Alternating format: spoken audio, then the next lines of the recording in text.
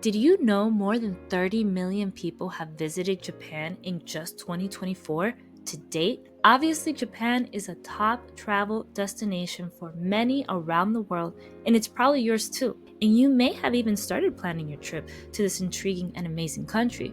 But you might wonder, before booking your airline tickets, how long should I visit? You definitely want to get it right so you have no regrets and you can maximize your trip. Many plan their trip to their vacation based on the time available off at work. So you might have limited time, like 5 to 7 days.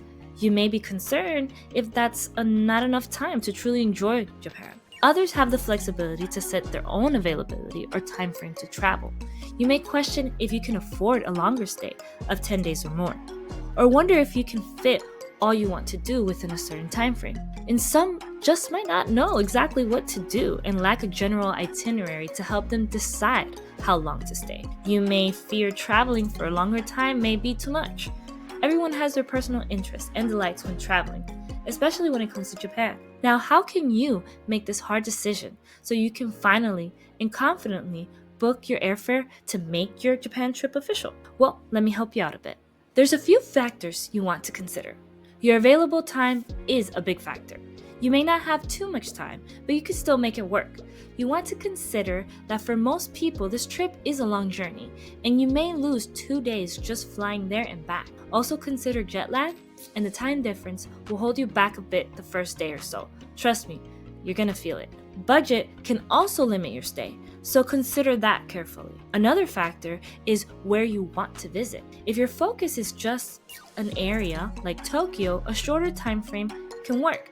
But if you plan to visit multiple places like Osaka or further, you may want to extend your trip. Also consider your must-see attractions and interests like food, nature, anime, and shopping, so you have enough time to experience everything you plan and at your pace.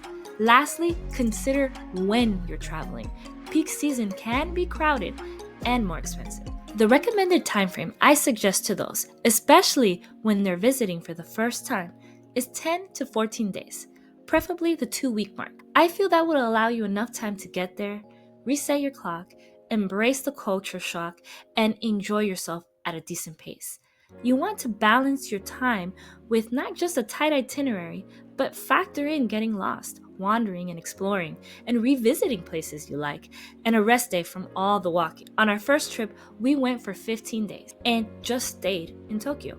It gave us time to do and explore almost everything we wanted to. But somehow, we still missed some things, thinking that we could jam-pack the day, and some fell through, like somewhere closing earlier than we planned, or just not making it on time. On our second trip, we went for 16 days, and we went from Fukuoka all the way to Tokyo, and honestly, we still wished we had more time.